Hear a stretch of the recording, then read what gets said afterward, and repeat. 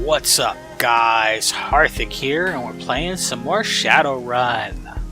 Last time I did some bookkeeping, I learned some new stuff about the plastic-faced man. Today we're going off on another run. Let's see what we got. I can go figure out who's killing Wempo and Elders.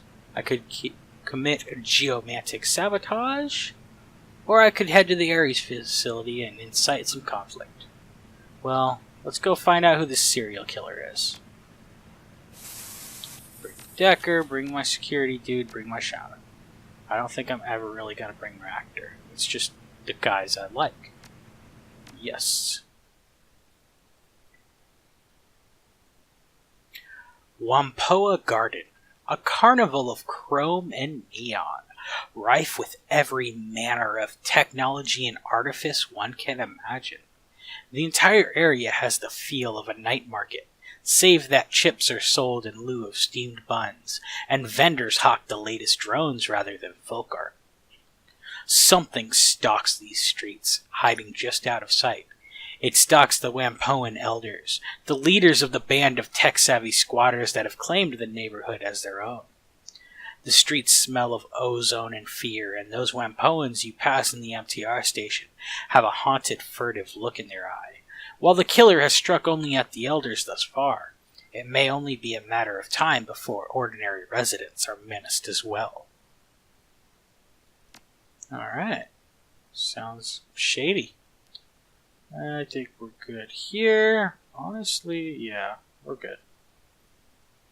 Because I can't really give spell, yeah. Oh shit, I can give you a spell. Oh, you already have it, I think. Next closest out. Oh yeah, no. Damn straight. Oh, damn. You don't have enough spell casting yet. Oh well. But I can give you this mummy talisman. I'm sure that could be useful in case we need it. Let's get going.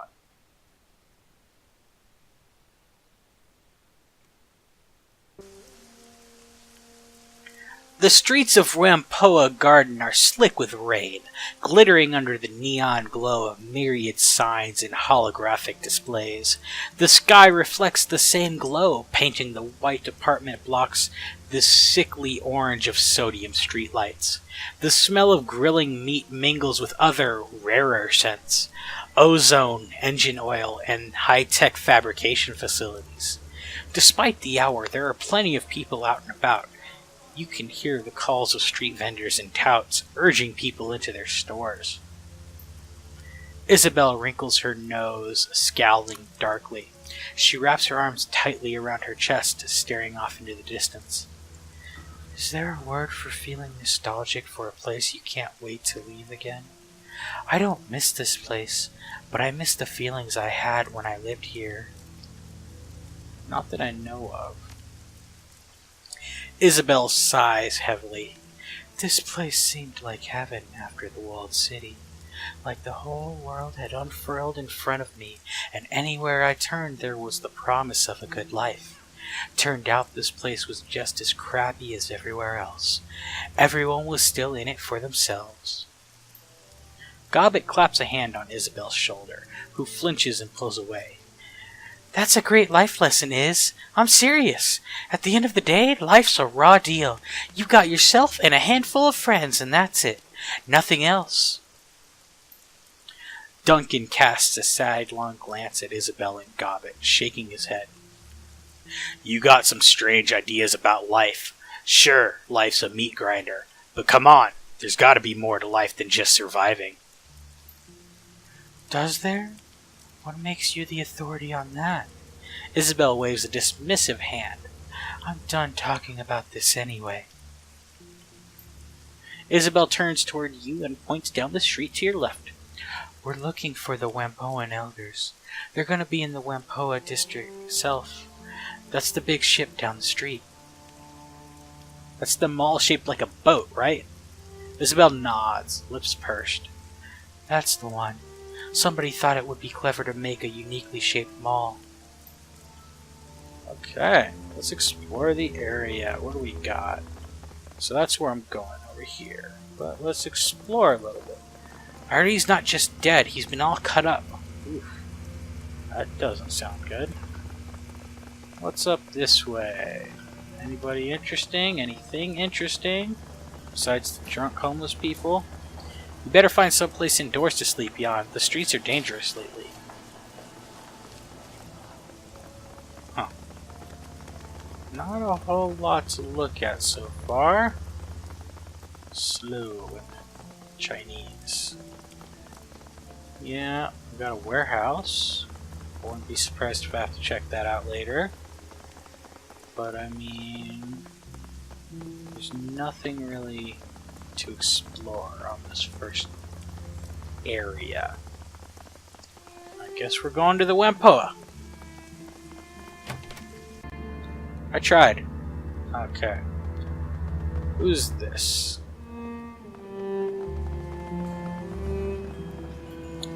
This orc woman is festooned with small circuits, tiny trid screens, and speakers. The trid screens display snippets of trid broadcasts from every corner of the world. The tiny speakers play counterpoint with a susurrus of voices speaking Sparethial, Punjabi, Kazakh, and other languages. Her expression is haggard, and she fidgets with her fingers as you approach. Welcome, welcome to the Wampoa, my friend. I am Elder Nig, and these are Elders Tang and Ip. Nig gestures to the elf and human, who each incline their heads respectfully. Thank you so much for answering our request for help. We had nowhere else to turn. It's the least I could do. Under Tang's skin, glowing tattoos writhe and change shape. Tigers become cranes and move on to dragons. We're under threat one by one. We elders are being hunted by some monster. As you may have noticed when you arrived, there's been another killing just tonight. Ip crosses his solid chrome arms. Holographic readouts dance constantly over their surface, displaying diagnostic information about their state, operating temperature, servo pressure, and a variety of other minutiae. He looks past you toward Isabel. The prodigal daughter returned once more. I didn't expect to see you back aboard the Wampoa in my lifetime, Isabel. When you disappeared, Elder Yetundi was very put out. I'm glad you're still alive. When you chose to walk your own path, I was disappointed, but I still understood why you had to leave.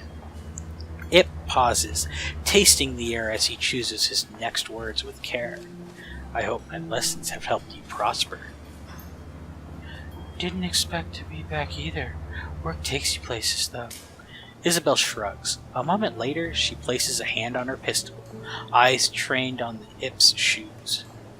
I don't cart this around for fun, Ip. The lessons kept me alive. Isabel blinks several times and then looks up at Nig, her expression clouded. Where is Yetunde anyway? I expected her to be here. Nig shakes her head sadly. She reaches out a hand towards Isabel, who shrinks away from it. She's dead. So are Gan and Nakamura. And Tong was killed just tonight. So much blood. You have to stop this from continuing. Isabel's expression remains impassive, but her knuckles grow white as her hands ball up into fists. That's what we're here for. We'll stop the killings. Thank you, Isabel. Nick lifts a hand, wiping away tears from her eyes. What can you tell me about the murders? They started 2 weeks ago. The first to go was Gan. We found him in his apartment, eviscerated. Nick swallows, grimacing at the painful memory. He'd been torn apart. His head had been ripped completely off and most of his skin flayed away. There was so much blood it took us a week to clean out his apartment. Jesus Christ! Head completely ripped off? Fuck me. Tang nods, running his palm over his forehead. The rest have been the same, always at night, always dismembered. Each scene is like a nightmare, and every time nobody has seen anything. It's like a ghost. What happened to Tong? The same thing that happened to the rest of the victims. Evisceration and dismemberment. We sent a guard to keep people out of his shop, but he'll let you in. When did he die? Sometime early tonight. He'd lock up his shop, but Ip stopped by to ask him about some skill chips he had. The door was unlocked, and inside... Nig lifts her hands helplessly. She opens her mouth, but no words come out. Seeing Nig's inability to continue, Ip takes over. Inside looked just like a bad horror sim, just like all the other murders. It had to have happened after sundown, because I saw his shop was open when I was on my way to get some noodles for dinner. Why didn't you call the police? The Hong Kong police force isn't welcome here. They tried to force us out several times before, or come hunting for someone to pin a crime on. We do a lot of favors for local gangs and triads, handle their matrix security, fix up their gear, and make sure they have access to the Hong Kong Shadowlands hub. We're too valuable a resource for them to lose, so they protect us when the HKPF or anyone else decides we're an easy target. They handle our physical security, and we make sure to send the message via the Matrix. The last time the HKPF made trouble, we started airing the Assistant Chief's dirty laundry over the TRID. They got the picture and backed off. Any enemies lately? Nuke shrugs helplessly. Not that I can think of. We keep to ourselves. We buy and sell technology. We're not mercenaries or criminals. We're merchants and deckers. And even if someone was cheated in a deal, this kind of response is unthinkable. Whatever did this, it wasn't human. The violence and savagery, it's a monster, whatever it is. Plenty of metahumans are monsters too, Nick. Just because it's horrible doesn't mean it's supernatural. What do you guys do? Isabel snorts derisively. They make the rules and kick people out who don't obey them. They're a bunch of petty tyrants, that's what. You're being unfair, Isabel. Our laws are for the good of the community. Tang turns to address you. We keep the Wampoa and its residents safe. We review trade agreements with outsiders to see if they're good for the community. We provide a guiding vision, like a town council. I can respect that. I'm glad you understand. This community is fragile, and the authorities bear us a lot of ill will. A single misstep could spell our end. I am the invoker of sprites. I commune with the spirits of machines, ask them for blessings, and pass those blessings on to the people here. I heal the sick and ensure the feng shui of our habitat is as good as it can be, given our confines. She's a shaman, that's all. She's got some kooky spin on it. Claims her totem is some kind of all-encompassing machine god that lives in circuitry. Isabel pats her deck, looking at Nig. Ancient gods and ancestors are one thing. My deck? It's mine. I built it. The only spirits it's got in it are the SPs I loaded it up with. Nig gives Isabella a look of deep sadness. Just because you cannot see or touch a thing does not mean that it does not exist. Just because you do not believe in it does not mean it does not protect you from afar. I can't touch programs either, but at least I can prove they have an effect on the physical world. Your superstitions are just that. Bullshit. Isabel glances at you, jerking a thumb toward Tang. This guy treats drones like they're living things. Is that right? Tang extends his arms, palms up, as you watch the tattoos therein shift into a complex mathematical formula. I am the first and glorious servo. I study patterns, repair machinery, and teach others how to attune themselves to the wonders of automation. The blessed Autofab is my shop and purview, where we make the drones we use and sell. As for me, I serve as the resplendent voltage spike. Ip smiles crookedly. That means I shoot people who try to screw with us. It's the fancy title for head of security. Alright, that's it. It might be wise to check the residents of Wampoa Garden if they've seen or heard anything. After you've gone to Tong's Sensory Carnival, they may have seen or heard things we have not. Good to know. Okay, I'm on an investigation. We gotta go to the carnival and search for the killer in the garden. Let's see, is there anything else in this thing that I can deal with?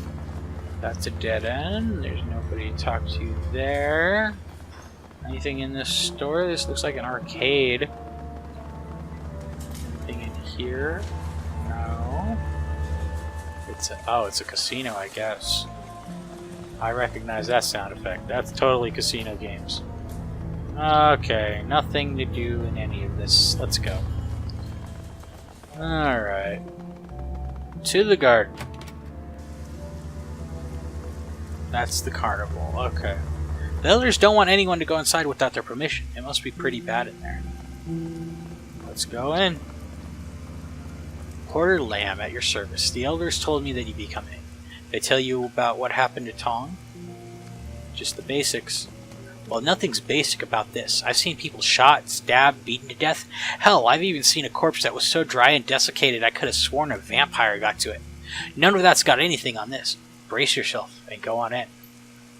That sounds good. What the hell am I walking into? Tong's Sensory Carnival looks like a scene out of a B-grade slasher sim. The cloying scent of incense hangs thick and pungent in the air, emanating from the small shrine in the corner of the shop. Unfortunately, it does nothing to cover up the reek of death and clotted blood. Despite the ragged remnants of Elder Tong littering the floor, the rest of the shop appears to be in good order, at least at first glance. Nothing is broken, tipped over, or otherwise ransacked. As you're about to step further into the room, you glance at the ceiling and walls.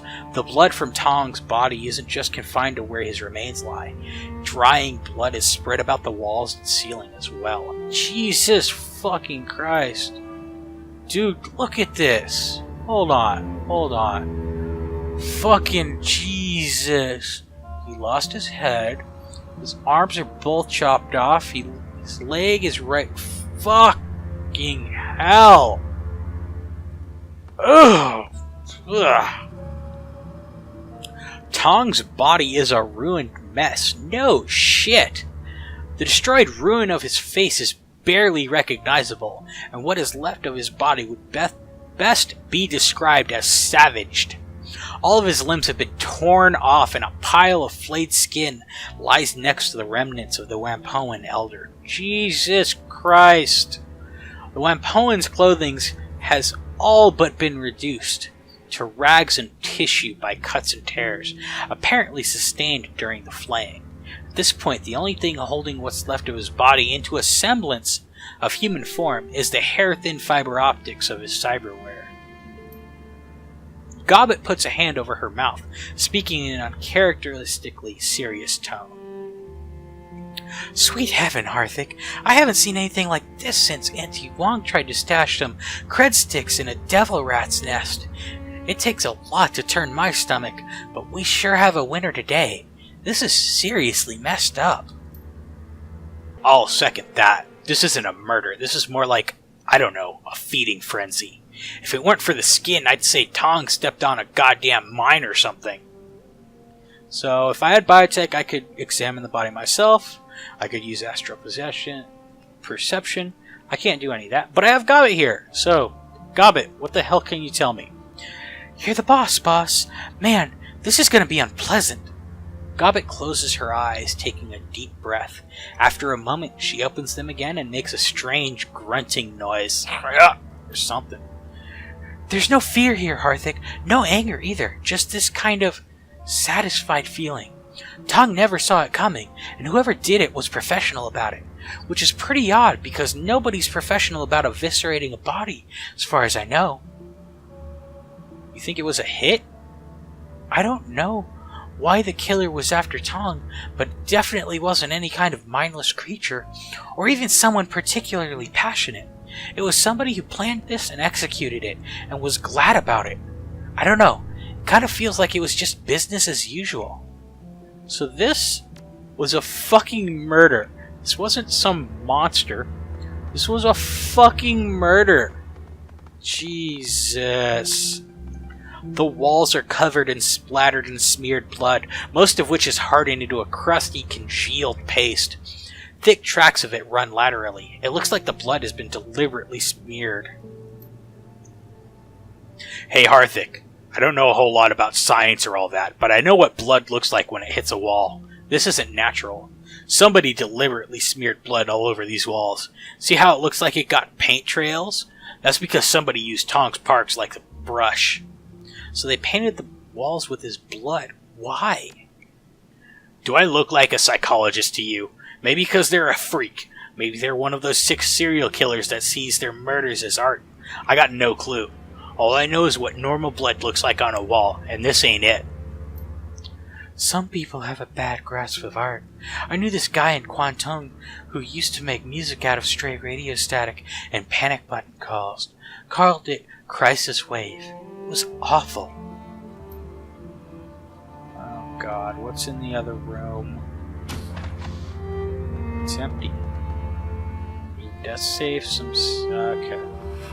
Let's look in the bathroom first. Tong's bathroom is immaculate and the drains are tiny. Whatever killed him didn't exit through here. Okay. Desk safe. Tong's desk drawers are open and the safe that's built into one side has been opened. There's no sign of tampering and the green light next to the word unlocked is blinking. Whoever opened the safe did it with the key fob. Inside are several blank cred sticks, but no sign of any with money on them. Looks like someone looted his stash. A guy like this wouldn't keep only empty cred sticks in his safe. So somebody stole his money. SimSense Editor. This is a Yamaha 95000V SimSynth, a device for mixing and mastering SimSense chips. Several drive bays are empty and all the chips jacks are empty. The screen is flashing a repeated error message. Warning! Requested files cannot be found. Please return drives to bay and try again. Isabel, debug this. Isabel rattles out some commands on the SimSys keyboard, stepping away after a few seconds with a look of satisfaction on her face. There, I've put the drive warning on suspend. It's in diagnostic mode only, though. Maybe we'll learn something, maybe not. Yamaha SimOS 5.23 system diagnostic check. Memory, okay. Drive, error. Assist bust, okay. Beginning cord dump, please wait. Isabel studies the screen in detail as letters and numbers scroll by. Looks like Tong was cooking some BTLs here. He's hacked the peak controller output cutoffs. The delta levels on SimChimps are usually about 4 to 5, 6.5 for CalHots. His delta peaks are pushing 12. That's brain-burning territory, Harthic. And all the drives and chips those BTLs were stored on are missing. That's not good. That'll fry a person's brain straight up. I never liked Tong, but it wasn't because he was a bad guy. I just didn't like any of the elders. But if he was cooking chips at Delta 12, maybe he burned somebody he shouldn't have. Maybe they flipped their lid and came after him. Or a relative did. Isabel gives you a serious look, tipping your head at the sim. The metahuman brain can't handle this kind of output. It'll shut down after a few of these. So he was cooking some chips. Some seriously fucked chips. Okay. Nothing else? I guess we're going back out. Jesus Christ, that body. Okay. What else? Oh, let's talk to Zippy. Hi, Zippy. Who the fuck are you? This orc is busily snacking on a steamed bun. As you approach, he wipes off one of his hands and sticks it out toward you. Hey, stranger. Nice to meet you. Zippy Toe Tag at your service. How you liking Wapoa Garden? Harthic, nice to meet you, Zippy. Nice to meet you, too. Listen, I know it's a little forward of me to just say hello and whatnot, but I'm interested in giving you a hand if I can. Zippy gestures expansively at the squalid, neon-lit streets of Whampoa Garden. This is my home, at least for the time being, and I'd like to stop these killings. We've never met before this, but I know exactly who you are. You're my replacement. The elders had me autopsy what was left of Elder Gan and Elder Nakamura after they got ripped apart, but I didn't want to dig any deeper. So since I don't know you and I can smell a Shadowrunner a mile away, you've got to be the outsider they asked to stop the killings, right? Zippy tilts his head back, obviously pleased at his amateur deduction. Very astute. That's right. See, I have good eyes. A lot of good eyes, actually. If you're in the market for replacements, only slightly used, and they come from certified donors, I swear. A hearty belly laugh erupts from the orc, and he slaps one of his thighs in elation. Man, I killed myself. That was awful. Zippy shrugs, grinning wide. I know. I always wanted to be a stand-up comedian, but all my jokes are terrible. So if you're not a comedian, what are you? I'm one of the only trained surgeons around here. I keep the other Whampoans healthy. Gotta practice down the road. Blind Chen's a pretty good cyberdoc, but he's basically an implant specialist and that's it. How'd you end up here? I did my residency back in the UCAS. Could have become a real MD too, if things hadn't gone south for unrelated reasons. Zippy opens his coat, revealing a cyberdeck. He pats it proudly. I also deck a little, but I'm better at slicing skin than I see. Whampoa Garden seemed a good fit for me. So is it actually fairly peaceful around here? For the most part, other than these killings, we don't have much by the way of problems. We do information security for the Triads, and that makes us fairly impervious to anyone who wants to start trouble. Anyone starts something, we hit them in the Matrix, while our Triad friends hit them in the meat space. Some small-time gangs have tried pushing in here before, but they backed off when they figured out they weren't just picking a fight with Tang and his guys, but with both the Red Dragon and Yellow Lotus. They got the message real quick. What was left of them, anyway. You must have a lot of customers. That's the chip truth. I have to charge to cover my costs and eat, but it's damn near free service. There's always a waiting list, but it's good, honest work. I like helping my neighbors and the community. We all look out for each other. Somebody messes with one of us, they mess with all of us. That kind of community is rare as gold these days. How many places have an ethos like that? Not the damn cores, that's for sure. I've lived a lot of places, done my fair share of shadowrunning, but this place is special.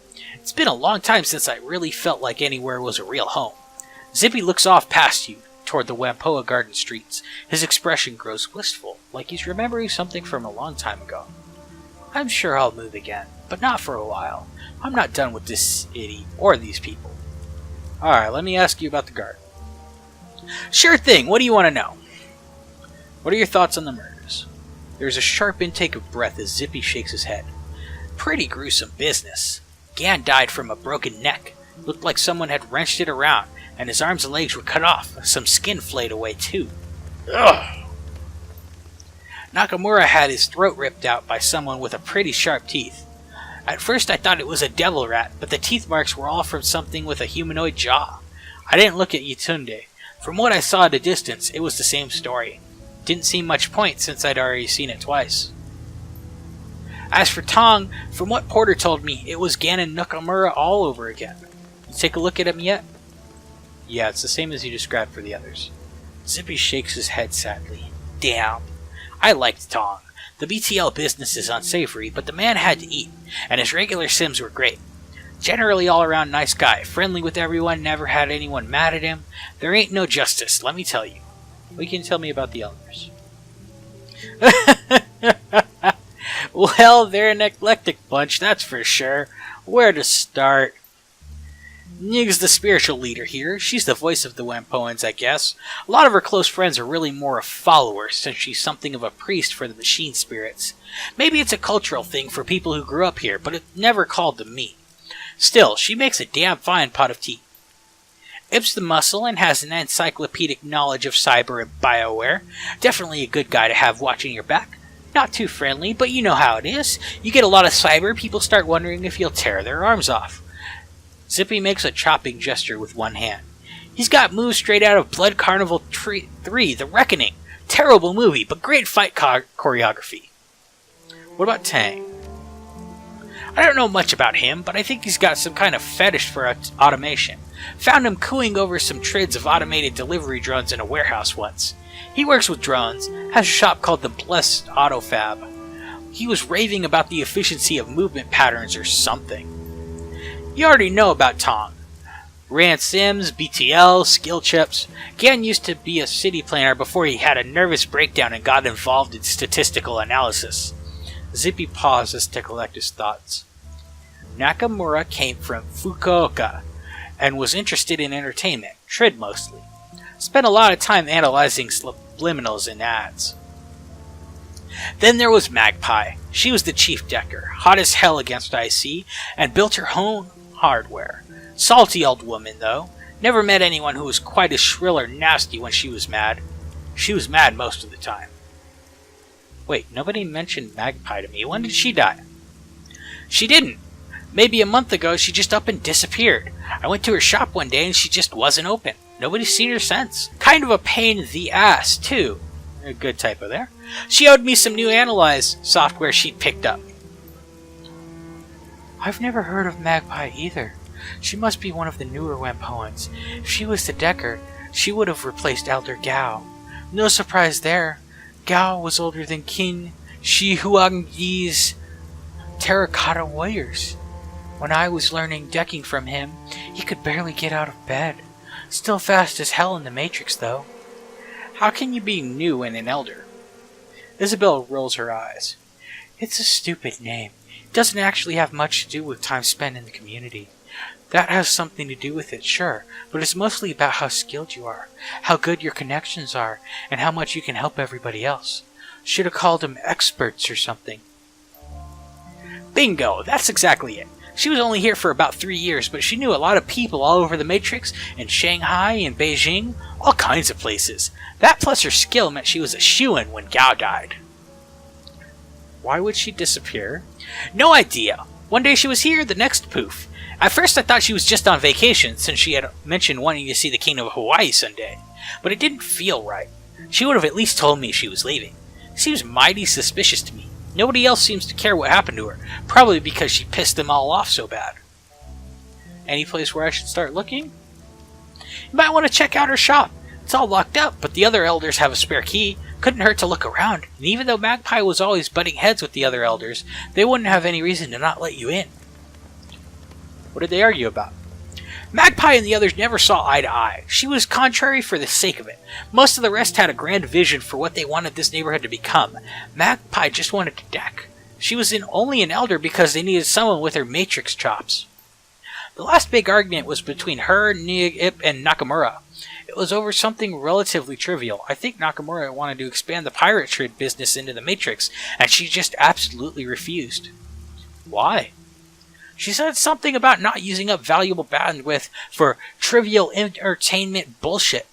Anyway, it went from there into this rant about how she wasn't going to let Tang expand his drone business any further because it would get too much megacorp attention. They accused her of blocking them just because she could, which is probably true. Lots of screaming. What do you mean blocking them? Everybody needs her matrix skills for their businesses to run properly. There are other deckers, me, say, or Moj Nebi, but she had the infrastructure. If their project didn't interest her, she wouldn't even give them the time of day. She's a real hardhead about having her time wasted, but she figures if she's not interested in something, it has no value objectively. Kind of a major blind spot if you ask me. Could you let me into her shop? No, can't do. Not because I don't want to, but because I just don't have the key. You'd have to get it from Ip. He's taken over all Matrix infrastructure maintenance since Magpie disappeared. He's not as good as it as she is, or as I am, but they're not going to let anyone who isn't an elder take care of that kind of crucial stuff. See you later, Zippy. Okay, so let's go talk to Ip and get this key, because Magpie sounds kind of important. Is that, no? Well, that's the elders, so let's talk to the elders. Is there anything we can do for you, Harthic? Why didn't you tell me about Elder Magpie disappearing? Why would we have? Her departure from the Wampoan isn't related to your investigation. It happened before the killings began. I'm certain she's off sulking somewhere. Nig's tone is profoundly indifferent. No doubt she'll come waltzing back next month, all full of attitude that life dared to go on without asking her permission. If she does, we'll welcome her back, despite her problems with her behavior. Her skills make her extremely valuable. I've taken over maintenance of our Matrix infrastructure in her absence, but I'm nowhere near her level. The best I can do is ensure nothing breaks down until she returns. I'd like to have a look around her shop. Do you have the key? Yes, but there's a lot of sensitive equipment in there, including our community servers. We don't let anyone who's not one of the Wampoan elders in there. Why would you need to look around there? Listen, you wanted me to find a killer. If I'm going to do that, I have to explore every possibility. Very well, take the key and look around. Just don't break anything or shut the servers off. Was there anything else? I'll be going now. Okay. We gotta go find Magpie. Oh, who's this? This is Min Vuong. Min Vuong. The owner of this shop barely looks from his PDA while greeting you. His tone is one of immense boredom. Welcome to Min Vuong Matrix Materials, aka MVMM. What can I get for you? Let's see what you got.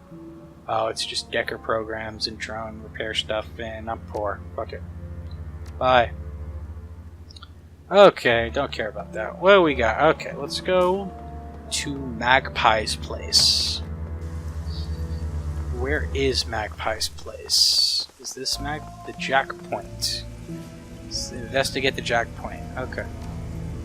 I think that's it. So let's go take a look around. Got a display case, an open server, her desk, and her bathroom. Okay. So, display case. What's over here? This bin is full of assorted chips, peripherals, and add-on modules for cyberdecks. They don't seem to be arranged in any coherent fashion and are spread across the felt surface. Search through the bin. You sift through the display case, searching for anything that might prove interesting. Isabel peers past you into the bin as you search. That's interesting. There's a lot of storage memory, I/O handlers, and active memory in this bin.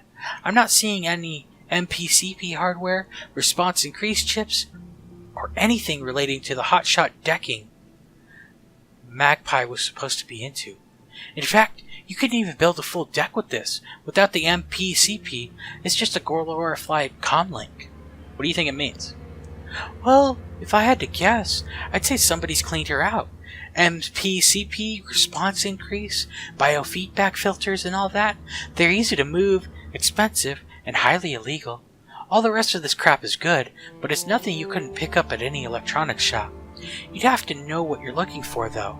Only a good decker would know what they're seeing. Could Magpie have taken them with her? Isabel gestures toward one of the other displays. A pair of small cyberdecks sit inside the locked case. I guess so. But if she did that, why would she leave the completed cyberdecks? No, I think this was theft. So somebody stole some shit from her, and it's probably one of the elders, since they're the only ones that can get in here. The front of the server's case hangs open, the inner machinery quiet and without power. A clipboard is stuck to the side by a piece of duct tape, its papers filled with a long list of programs and their prices. A quick glance over the program sheet reveals names like Bugs, Bugs, Bugs, and Black Hammer. Undoubtedly, this was Magpie's attack program storage machine. Somebody's removed the drives. It sure wasn't Magpie. Here, look. Isabel gestures to the innards of the open server. Near the back, a solitary red light blinks. The main drives were disconnected properly, but it looks like she modded the server to have a backup drive with its own battery-based power supply. If it was Magpie, she'd have taken that too. Crap! This is a Fuji XB1000, and it looks like the battery power ran out a while ago. The XB1000s are constant write drives. They're dirt cheap and have a ton of capacity, but if they run out of power, they lose their data.